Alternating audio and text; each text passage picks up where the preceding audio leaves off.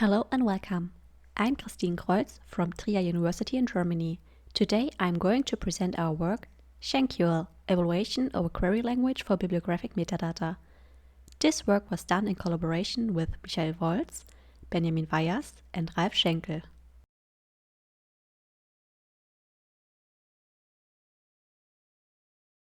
During the process of scientific writing, we might have many questions. For example, which authors have just currently published books? Which publications did appear at a certain conference? Which journals are associated with a specific topic? Or for which institution does that researcher I'm interested in work? When such or similar questions arise, we face the problem of how to access the required information.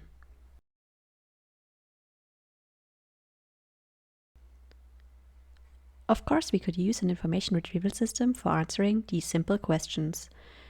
There is a multiplicity of information retrieval systems to access bibliographic metadata. For example, Bibsonomy, DBLP, Google Scholar, ResearchGate, or Semantic Scholar. But what happens when you want to express a more complex information need, such as which are the 5 most cited publications written by person P in conference C? Let's take a look at DBLP. Here we have the possibility to retrieve publications which were written by a specific person P and published at a conference C.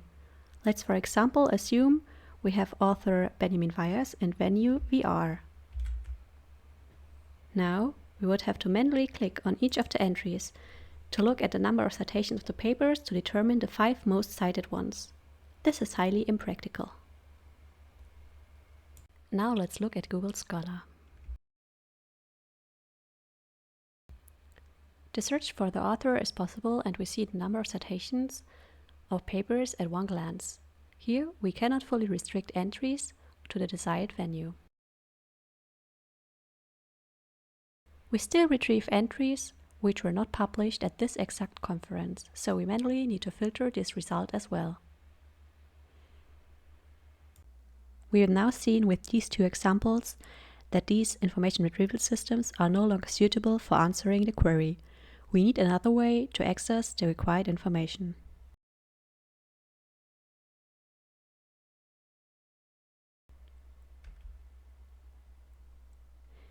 If we would have the required data on publication in a structured form, we could certainly use SQL to answer this more complex query. But the construction of an expression required for retrieving the desired information is quite complicated, as we see here in this example. While this option might be too complex for casual users of digital libraries, we need a comparable expressiveness. Well, we could use a domain-specific query language on bibliographic metadata. And it would be even better to have it come with a graphical user interface to support all users in fulfilling their information needs. So that's what we have done and what I'm going to present today. Let's take a look at the outline of this talk. I already motivated our problem of possibly complex information needs and a wish for their uncomplicated fulfillment. Up next, I'm going to quickly brush on what a domain-specific query language actually is and present our data model. Then we will talk about SchenQL, our solution to the problem. Afterwards, I'm going to present you the key findings of our evaluations before we conclude this talk. Now, what actually is a domain-specific query language? A domain-specific query language, or short DSL, is a formal language which is designed for a specific domain. The language should model all problems from said domain, but only those subjects and nothing outside the domain. A domain-specific query language is accessible by a domain expert without requiring additional knowledge. It should incorporate terms and concepts relevant to the domain. Now, let's take a look at our data model. We have different concepts interacting with each other. Persons work for institutions. Persons also write publications. Publications reference prior work and might be cited themselves. Publications can also be associated with keywords. A publication might appear at a conference or a journal. Some concepts have specializations. For example, a person could be an author and an editor. The different concepts have attributes. For example, a person has a primary name and hopefully has an orchid. Up next, we dive into SchenQL. The SchenQL query language is a domain-specific query language with a prototypical graphical user interface, which we see at the bottom of the slide. SchenQL is designed for the domain of bibliographic metadata, so its user group are users of digital libraries. Our goal for the construction of SchenQL is to support information search and exploration. Our side goal was for a query language to resemble natural language, for it to be easily understood and learned. We intend to hide possibly complex functionalities by using domain jargon. Let's now look at details regarding the query language.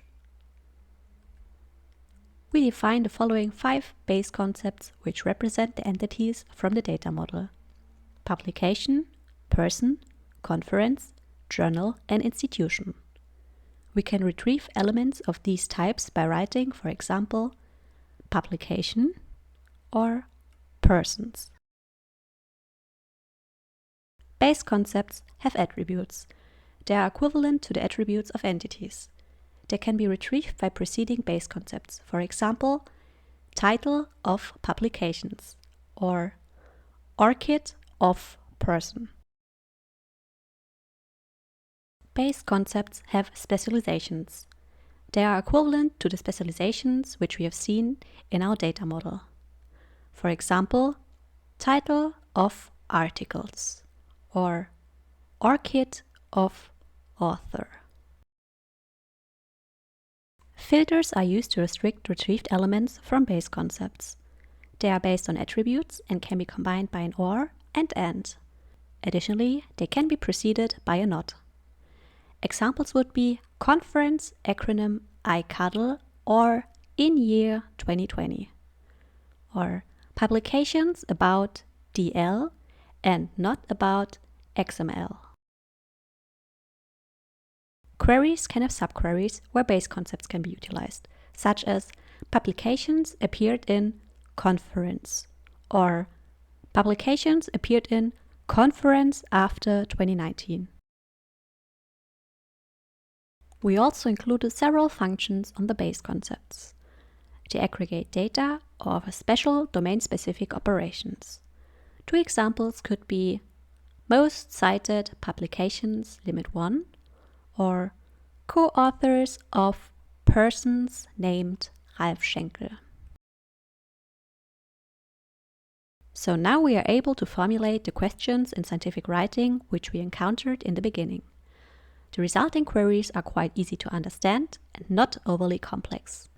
For example, the first query, which authors have currently published books, can be answered by the SchenQL expression persons authored books appeared in 2020. The last query is the one we already saw formulated in SchenQL. Which are the 5 most cited publications written by person P in conference C? This can be answered by the query most cited publications written by person named P and appeared in conference acronym C. Now let's look at our prototypical graphical user interface. With our graphical user interface, we wanted to provide another way outside of strict query formulation to access and explore data. With the interface, we especially want to support query construction even for inexperienced users. So the prototypical interface has a suggestion and autocompletion feature. At each part of the query formulation, possible next keywords are autocompleted and even suggested, as we see in this figure. The keywords can be clicked on to use. As we observe here, the suggested components are dependent on the current context of the query. If we submit a query, we receive a result list. Here we see a query resulting in a set of publications. We can click on the results. Then, a detail view emerges for each result with further information. Here we see the detail view for a person entry. In the upper part, we see associated attributes such as primary name and ORCID, as well as some visualizations. In the lower part of the detail view, we see the publications which this person has authored. We can choose between two standard visualizations to be displayed for persons: ego graph and bow tie. The ego graph visualizes the strength of co-authorships of persons. In the middle of the graph, the node symbolizing the current person is located. The other nodes are the co-authors the current person has the most publications with. The closer a node is to the center, the more co-authorships the author pair has. The bow tie can be used to estimate a person's, paper's, or venue's influence in terms of received citations as well as actuality at one glance. There are two versions of the bow tie: the normal view, which is located on the top right of the slide, and the detailed view, which is located on the bottom right of the slide. Left sides of bows symbolize references, right sides symbolize citations. The length of a bow is determined by the number of publications in a specific group. The height of a tie is determined by the span of years these publications appeared in. So, for example, if a paper has a lot of citations, the right bow is long. If a paper references papers from a large period of time, the left bow is high. The detailed bow tie visualization splits the references and citations by year to allow an even better estimation of impact and recency. Now we start talking about our evaluation. We want to evaluate the following three hypotheses. Hypothesis 1. SchenQL is more suitable than SQL for classical tasks of users of digital libraries. Hypothesis 2. SchenQL has usability for domain experts as well as non-experts. Hypothesis 3.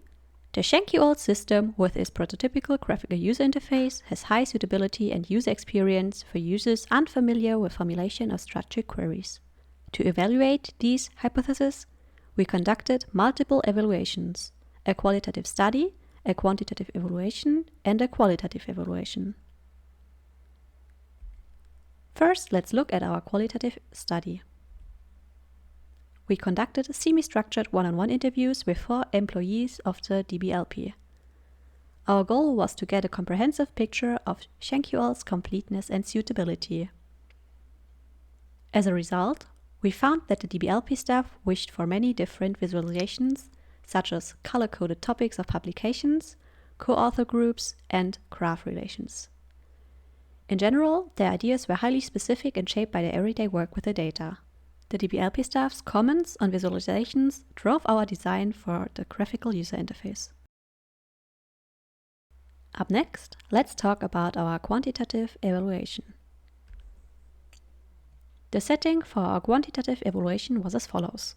Command line SchenQL without the usage of the prototypical graphical user interface was compared to utilization of a command line SQL variant. The compared systems needed to be as similar as possible, so we decided on MySQL and a plain command line SchenQL interface, which is depicted on the bottom of the slide. We conducted a user study with 21 participants familiar with SQL. Half of them were experts in the domain of bibliographic metadata. We evaluated usage of the SchenQL query language against MySQL. All users used both systems. The system with which users began the evaluation was switched between persons. The MySQL data layout corresponds to the data model we discussed in the beginning. Participants of the study were shown introductory videos for both SchenQL as well as MySQL. The evaluation task was the formulation of queries. Here, we measured the correctness of queries, the perceived difficulty to formulate the query, as well as the time required to construct the query. For SchenQL as well as MySQL, we asked participants to formulate these 4 queries. They are typical information needs of users of digital libraries and range from super simple to more complex ones. The complexity of queries was limited by the MySQL queries, which tended to become complex and long rather quickly. The exact values in the queries were switched between systems. If we look at the third query, Q3, what are the titles of the publications referenced by author A in year Y? The formulation in MySQL is relatively complex. SchenQL offers the possibility to answer this question with a less complicated structure. The numerical results can be observed in the table on top. The queries varied in a difficulty. Query 1 and 2 seem to be really easy to solve. Query 3 seemed to be difficult in both systems, while Query 4 was almost always formulated correctly using SchenQL. The perceived difficulty of queries increased with MySQL. With the command line SchenQL version, difficulty does not vary much. The same can be seen for the required times to formulate the queries. We found that SchenQL performed significantly better than MySQL in terms of correctness C, perceived difficulty D, as well as required time T for the formulation of queries. This leads to the verification of hypothesis 1, that SchenQL is more suitable than SQL for classical tasks of users of digital libraries. We also found that non-experts did perform about as good as domain experts in terms of correctness of queries, perceived difficulty, as well as time required to formulate the queries. This in terms leads to the verification of hypothesis 2 of SchenQL having high usability for domain experts as well as non-experts. Lastly, let's talk about our qualitative evaluation. The setting for our qualitative evaluation was as follows. Utilization of SchenQL in a graphical user interface version was observed. We conducted a user study with 10 participants not familiar with structured query formulation. The task was to find answers for the 4 queries which we already presented. Here, I want to point to the fact that we did not require the users to construct queries. In several cases, the participants were able to retrieve results by navigating the data with the graphical user interface. Again, we observed the same measures as before, so correctness of queries, perceived difficulty, and required time for finding a result. Additionally, we conducted a user experience questionnaire to evaluate users' satisfaction and overall impression of the whole system. As for results, we found that usage of the graphical user interface leads to values comparable to usage of the command line SchenQL. As the user groups of the 2 evaluations were different in their knowledge of structured queries, we assume our system's suitability for users unfamiliar with structured queries. The result of the user experience questionnaire was very positive. From these 2 observations, we derive validity of hypothesis 3 that the whole SchenQL system with graphical user interface has high suitability and user experience for users unfamiliar with structured query formulation. In summary, we were able to verify all 3 hypotheses. Domain power users, namely the DBLP staff, in general wish for more visualizations. The participants in our evaluations did not express such a need. We found that utilization of the SchenQL system is easy to learn and that our graphical user interface supports inexperienced users. Now let's wrap up this presentation. In this talk, I presented you the evaluation of SchenQL, a domain-specific query language and prototypical graphical user interface on bibliographic metadata. We observed SchenQL's high suitability for typical tasks of users of digital libraries and also showed its high user experience. SchenQL is suitable for casual as well as expert users of digital libraries. Future work could focus on maybe including more visualizations, even though they were only wished for by the DBLP staff, but the participants of our evaluation did not ask for more of them. A fruitful extension could be the incorporation of algorithms for social network analysis into the query language. And that's it. Thank you for your kind attention.